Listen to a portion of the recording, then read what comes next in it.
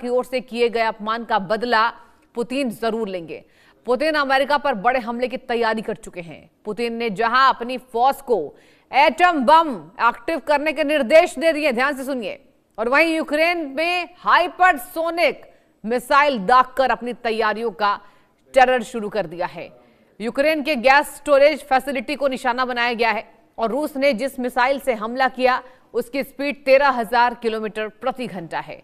यह missile multi targeted तकनीक से लैस है, यानी एक ही मिसाइल से कई टारगेट हिट किए गए। पुतिन ने, आपको बता दें, यूक्रेन को जंग की प्रयोगशाला बना दिया है ताकि अमेरिका से टक्कर लेने की पूरी प्रैक्टिस की जाए। रूसी हमलों से यूक्रेन थर्रा गया। यूक्रेन में ताबड़तोड़ हमलों से सवाल उठाया जा रहा है कि क्या पुतिन अमेरिका पर अटैक करेंगे, क्या अमेरिका और रशिया की भिड़ंत तय है। और बता दें आपको, इसी मुद्दे पर आज हम खास मेहमानों के साथ चर्चा करेंगे, जहां बताएंगे आपको कि आखिर अब पुतिन की क्या तैयारी है। आपको पूरी खबर दिखाएंगे। ये खास चर्चा में आपका बहुत बहुत स्वागत है एक बार फिर से। और बता दें आपको, यहां पर अब ऐसा लग रहा है दर्शकों कि रशिया और अमेरिका की जोरदार भिड़ंत होने वाली है। मैं ऐसा इसलिए कह रही हूं क्योंकि बता दें आपको कि अब हमले की रणनीति बताई जा रही है। और चलिए एक बार आपको हम समझाएंगे कि आखिर रूस अमेरिका के बीच क्या हो रहा है। हमले के पीछे की रणनीति आपको बताते हैं। हाइपरसोनिक मिसाइल से अब हमला किया गया यूक्रेन में। पुतिन ने यूक्रेन और नाटो को हिदायत दी है और बता दें आपको, हमला पुतिन की चेतावनी का यह हिस्सा है। जाहिर सी बात है, पुतिन भी अब सख्त हैं। अमेरिका के एक्शन पर पलटवार का यह सीधा संदेश है, सीधा संकेत है, जहां ट्रंप को रूसी फौज की ताकत का एहसास कराना जरूरी है। आपको बता दें, यहां पर अब आपको हम पूरी रणनीति समझा रहे हैं। हाइपरसोनिक मिसाइल से ट्रंप की चेतावनी, यहां ट्रंप को चेतावनी दी जा रही है कि हमारे पास हाइपरसोनिक मिसाइल है। पुतिन ने यूक्रेन और नाटो को हिदायत दी है, यानी साफ तौर पर व्लादिमीर पुतिन का यह बड़ा अटैक आपको समझा रहे हैं। हमलावर, यहां हमला जो है वो अब पुतिन करने वाले हैं। पुतिन भी अपने आप को शक्तिशाली, जाहिर सी बात है, प्रदर्शित करते नजर आएंगे। ट्रंप को रूसी फौज की ताकत का एहसास कराना पुतिन का एकमात्र दर्शकों उद्देश्य है। और इसी पर आपको हम खास तस्वीरें भी दिखाएंगे। बता दें आपको, हाइपरसोनिक मिसाइल से ट्रंप को यह चेतावनी यहां व्लादिमीर पुतिन ने दिया। एक बार आपको हम याद दिलाते हैं, दुनिया के कई हिस्सों में तनाव की स्थिति है। रशिया और यहां पर अमेरिका आमने सामने। रूस के पास सबसे बड़ा एटमी जखीरा है। बता दें आपको, रूस के पास अमेरिका से भी बड़ा परमाणु हथियार है। पहले तो रूस के पास 5,580 एटम बम होने का दावा यहां किया जा रहा है, जहां रूस के परमाणु हथियार पर पुतिन का कंट्रोल है। आगे सुनिए। अमेरिका सालाना बजट $820 मिलियन, रूस सालाना रक्षा बजट 126 मिलियन। अमेरिका, बता दें आपको, 1,32,08,000 एक्टिव सैनिक है, जहां रूस की अगर हम बात करें 20 लाख रिजर्व सैनिक है। अमेरिका के पास 8 लाख रिजर्व सैनिक और रूस के पास 20 लाख सैनिक। देखिए यहां पर जो संख्या है, जो आंकड़ा है, जाहिर सी बात है रशिया के पास ज्यादा है। बता दें आपको, अमेरिका के फाइटर जेट की संख्या 1854, रूस के पास 809 फाइटर जेट। आगे सुनिए। ट्रांसपोर्ट विमानों की संख्या 957, रशिया 453। एक बार आपको हम आंकड़ा समझा रहे हैं। अमेरिका पास फ्लीट स्ट्रेंथ जो है वो 472 फ्लीट स्ट्रेंथ अगर हम बात करें रशिया की। और नौसेना पर आते हैं, नौसेना में सिर्फ एक एयरक्राफ्ट है, अमेरिका के पास 11। अमेरिका नौसेना के पास 9 हेलीकॉप्टर कैरियर है। और बता दें आपको, इसी पर आज हम खास मेहमानों के साथ चर्चा भी करेंगे कि आखिर रशिया और अमेरिका की बात करें तो अब रशिया और अमेरिका के साथ अगर जो लड़ाई है वो देखने को मिल रही है। और बता दें आपको, इसी पर आज हम खास मेहमानों के साथ चर्चा यहां अपनी आगे बढ़ाएंगे। बहुत स्वागत करना चाहूंगी रवि अरोड़ा जी का, विदेश मामलों के जानकार हैं, और colonel TP Tyagi ji, defence expert. आप दोनों का बहुत स्वागत है इंडिया न्यूज पर। पहले तो सर ये बताइए, मैं टीपी त्यागी जी से पहला सवाल लेना चाहूंगी। देखिए सर, अभी हमने अपने दर्शकों को भी समझाया कि रशिया वर्सेस अमेरिका कौन ताकतवर है, लेकिन पुतिन कम तो नहीं है और अमेरिका हमले पर हमले किए जा रहा है। ऐसे में टीपी त्यागी सर, आपसे मैं जानना चाहूंगी आगे की तस्वीर आप क्या देख रहे हैं सर? देखिए, पहले तो आपने पूछा कि रशिया और अमेरिका में कौन ताकतवर है जी। इसे मुझे बताने की जरूरत नहीं है, आप यहाँ से समझिए, नंबरों से फर्क नहीं पड़ता। हाँ। किसके पास 50 लाख है, किस पे 25 लाख है। आप ये देखिए, नेटो के लोगों की संख्या है 65 करोड़, 65 करोड़। अमेरिका की जो पॉपुलेशन है वो है करीब 35 करोड़। जी। अब ये 65 करोड़ लोग और ये 35 करोड़ लोग अमेरिका के डरते हैं किससे? रशिया से, जिसकी पॉपुलेशन है 15 करोड़।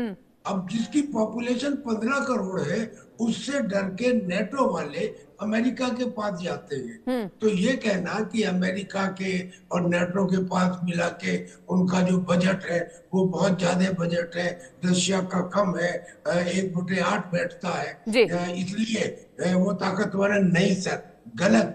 दरअसल में रशिया के पास, ये तो आप ही ने बताया कि उनके पास जो एटॉमिक आर्सेनल है हाँ। वो अमेरिका से भी ज्यादा है।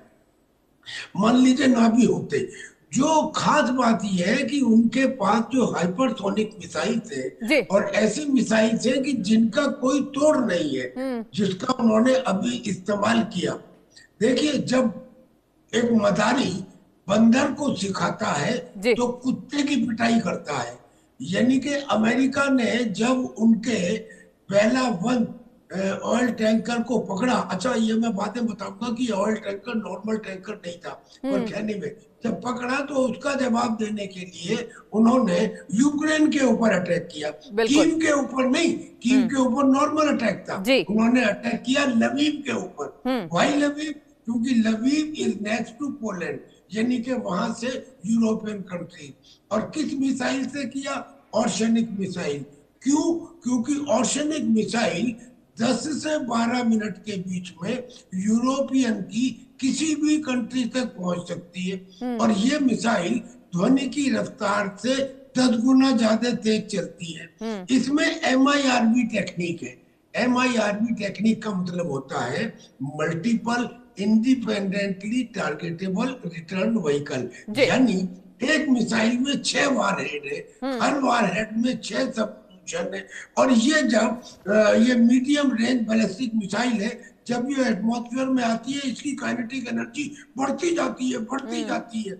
इसलिए पुतिन ने ये कहा कि जहां ये गिरेगी वहां 4000 डिग्री सेंटीग्रेड का टेम्परेचर पैदा करेगी, यानी कि सूर्य जितना जो कुछ है सब वाष्पीकरण हो जाएगा। और उसने जब इसका पहले डमी चार्ज से टेस्ट किया था यूक्रेन में, तो पुतिन ने ये कहा था कि अमेरिका और यूरोपियन कंट्री अपने सारे एयर डिफेंस सिस्टम लगा ले, अगर मेरी ऑर्शेनिक मिसाइल को रोक के दिखा दे तो मैं उसे मानूंगा। उस ऑर्शेनिक मिसाइल का टेस्ट लवीव पे करके अमेरिका को डायरेक्ट मैसेज दिया है ने कि प्लीज रिमेन इन लिमिट। ठीक है, एक बार मैं रवि अरोड़ा जी के पास जाना चाहूंगी। रवि जी, ये बताइए कि अगर हम बात करें तो ये प्रयोगशाला के तौर पर आप देख रहे हैं, देखिए विदेश मामलों के आप जानकार हैं, बेहतर ढंग से समझाएंगे दर्शकों को। ये बताइए रवि सर कि अगर हम बात करें ये प्रयोगशाला है या वास्तविक में अखाड़ा है? ये कई बार ऐसे शब्दावली का प्रयोग अब होता नजर आ रहा है, तो बताइए सर क्या कहेंगे आप? जी बिल्कुल सृष्टि जी, मैं समझता हूं कि जिस प्रकार से आप समझिए 4 साल यूक्रेन के साथ जंग को हो चुके हैं, तो ऐसे में अमेरिका जिस प्रकार से दबाव बनाने की कोशिश कर रहा है और जिस प्रकार से उसने तेल टैंकरों को पकड़ा, उसके बाद पूरे रशिया के अंदर मैं समझ जो उसके सांसद हैं वही कहीं ना कहीं जो है विरोध की स्थिति में आ गए थे। तो कहीं ना कहीं एक जवाब देने की जरूरत थी अमेरिका को। और जो रणनीतिक मिसाइल से जो हमला किया गया है उसका मकसद यही था, क्योंकि 13,000 किलोमीटर प्रति घंटे की रफ्तार से चलने वाली मिसाइल यह सिर्फ परमाणु हथियार भी अपने साथ ले जा सकती है और दूसरे हथियार भी ले जा सकती है। और दूसरी बात, इस मिसाइल का इस्तेमाल करके जो मैसेज अमेरिका को देने की कोशिश की गई उसका रिजल्ट भी सामने आ गया है। आपको बता दूं कि जो जहाज से जो तेल टैंकर पकड़ा गया था उसको के अंदर जो 2 सवार जो सैनिक सवार थे, इनके जो रूसी तेल टैंकर को जो चालक सवार थे उनको छोड़ने का फैसला अमेरिकी गवर्नमेंट ने कर दिया है, जिसका खुलासा मारिया जखरोवा जो कि विदेश मामलों की प्रवक्ता है रूस के अंदर, तो उन्होंने ये इस बात का खुलासा किया है। और यह दिखा रहा है कि कहीं ना कहीं अमेरिका पूरी तरह से दबाव की स्थिति में है। और क्योंकि यही दबाव बनाने की कोशिश रूस चाहता था। लेकिन जहां तक बात है कि जंग छेड़ने की अमेरिका और रूस के बीच में, मुझे लगता है इतना आसान नहीं है, क्योंकि फिलहाल जो है कहीं ना कहीं लवीव पर हमला करके वहां के एनर्जी सेंटर को उड़ा के कहीं ना कहीं अपनी जो ताकत का एक जो है जिस प्रकार से हमको यह अखाड़ा है, तो मैं समझता हूँ वो ये बताने की कोशिश की गई है रूस द्वारा कि क्योंकि इस मोर्चे पर अगर उसे 4 साल हो गए तो अमेरिका उसे कमजोर ना समझे। दूसरी बात कि अगर युद्ध होता है तो कई मोर्चों पर लड़ना पड़ेगा। करीब 32 देश रूस के खिलाफ खड़े होते हैं। उसको उनको भी एक मैसेज देने की कोशिश की गई है रूस द्वारा कि उसके पास इस बैलिस्टिक मिसाइल के इस्तेमाल करके कि कुछ ही मिनटों में वो कुछ भी कर सकता है। तो ये मैसेज देने की कोशिश है और कहीं ना कहीं प्रयोगशाला भी हम इसे कह सकते हैं, क्योंकि आने वाले टाइम में अगर जंग शुरू होती है तो इन मिसाइलों का इस्तेमाल सिर्फ यही नहीं, करीब 13 तरह की और मिसाइलों का भी इस्तेमाल किया गया, ड्रोन का भी इस्तेमाल किया गया, लगातार रात भर हमले जारी रहे। तो यह साफ था कि कीव और लवीव के अंदर ये तबाही मचाकर कहीं ना कहीं नाटो देश भी, क्योंकि मैसेज आने शुरू हो गए कई देशों के, उनकी प्रतिक्रिया आनी शुरू हो गई है, लेकिन अमेरिका की तरफ से अभी कोई प्रतिक्रिया तो नहीं आई है। लेकिन यह तय कि उसने जो 2 नाविकों को छोड़ने का फैसला किया है, तो ये साफ दिखा रहा है कि कहीं ना कहीं अमेरिका अब बैकफुट पर है। और इसमें रूस भी यही चाहता था, क्योंकि अभी डायरेक्ट जंग लड़ना इतना आसान नहीं है, और अगर जंग शुरू होती है तो उसका खत्म होना बहुत मुश्किल हो जाएगा। और अगर फाड़ में जंग होती है तो मुझे लगता है ये वर्ल्ड वार के फुल चांसेस है, क्योंकि उसमें सभी देशों को ना चाहते हुए भी कूदना पड़ेगा।